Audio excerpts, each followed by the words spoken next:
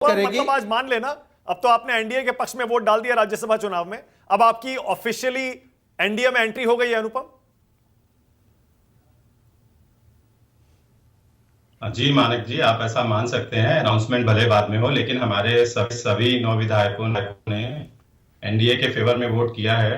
लेकिन आज मुझे इस आपकी इस डिबेट में बहुत दिल को छू लेने वाली बातें हुई।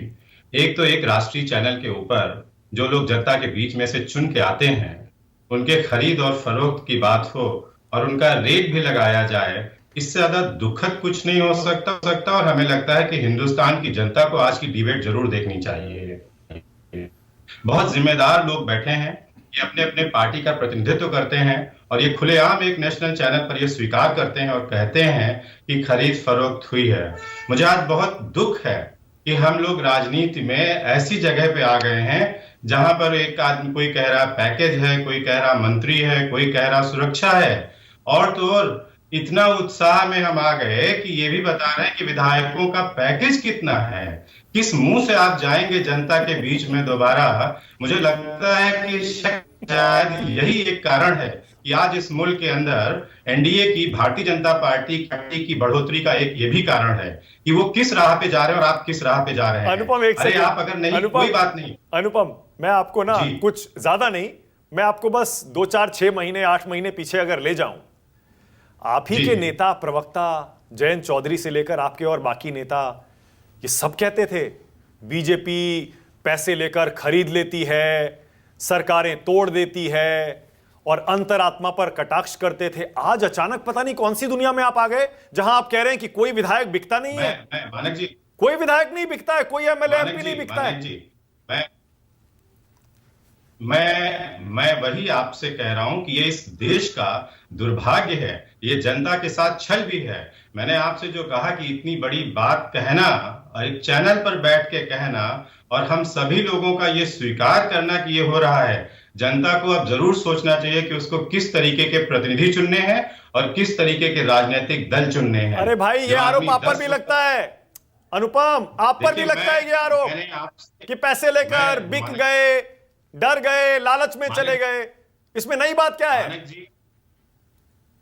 मानक जी, आरोप होना और आरोप को स्वीकार करना और उस दलदल में कूदने में बहुत फर्क है। आरोप तो सभी पे बहुत लगते हैं, लेकिन एक जिम्मेदार चैनल पर बैठ करके और इतनी बड़ी बड़ी पार्टी के प्रवक्ताओं लोग अगर ये स्वीकार करते हैं और कहते हैं, तो मुझे आज शर्म महसूस होती है कि हम राजनीति को इस स्तर पर ले आए हैं जहां पर राज्यसभा। अच्छा, तो एक काम करिए अनुपम, ऑलराइट, एक काम करिए फिर, मतलब आप ये कह रहे हैं कि कोई खरीद फरोख्त हिंदुस्तान की राजनीति में नहीं होती है, ये कहना चाह रहे हैं? मैं ये नहीं कह रहा हूं, आप मेरी बात नहीं समझ, मैं ये नहीं कह रहा हूं।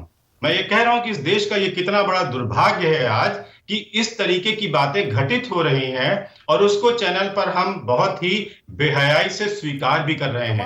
ये लोकतंत्र में हम कहां पर आकर आप सपोर्ट कर रहे हैं इसको, इसका विरोध कर रहे हैं? मतलब मुझे समझ में नहीं आ रहा आप कहना क्या चाह रहे हैं। मैं राजनीति की इस परंपरा में, और अगर राजनीति में इस तरीके की हरकतें हो रही तो मैं उसका घोर निंदा करता हूं और मुझे इस बात पे आज शर्म आ रही है कि राजनीति में हम इस जगह पे पहुंच गए हैं। अनुपम, मैं कह रहा हूं ना, सुनिए, मैं ओके, काम करते हैं, 6-8 महीने पहले जाइए और अपने ही नेताओं के बयान निकालेंगे, आपको पता लग जाएगा, कोई नई बात नहीं है। हो सकता है कि आज आपको उसे डिफेंड करने में दिक्कत हो रही हो, पहले भी होता था, आप ही आरोप लगाते थे बीजेपी खरीद फरोख्त करती है। आप सुनिए, मैं आरोप और प्रत्यारोप की बात मानक जी नहीं कह रहा हूं, क्योंकि आपका बिल्कुल सीधा सवाल था, आप सीधी बात कर रहे हैं, उसका बिल्कुल सीधा जवाब दे रहा हूं। इस तरीके की बातें यदि हो रही तो ये लोकतंत्र की बचाने की लड़ाई नहीं हो रही है। बोलिए सुनील, क्यों भाई आप लोकतंत्र को शर्मसार कर रहे हैं? अनुपम मिश्रा कह रहे हैं दुर्भाग्यपूर्ण है, उनको शर्म आ रही है।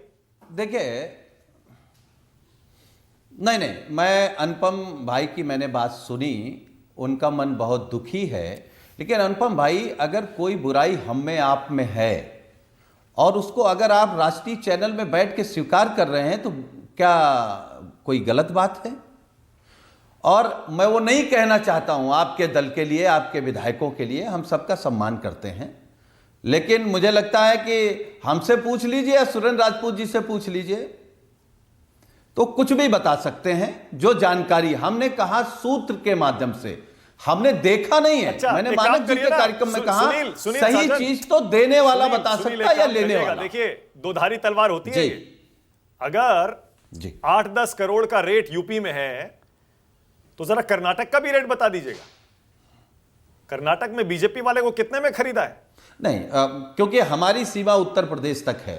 कर्नाटक की पूछना और क्योंकि सुरेंद्र कांग्रेस राजपूत जी पार्टी बैठे गठबंधन का हिस्सा है ना। हमसे उत्तर कांग्रेस प्रदेश से पूछिए, दोस्ती है, जो इसलिए मुझे कांग्रेस पर जानकारी comment है कैसे उसकी करेंगे? मैं बात बताऊंगा। हाँ,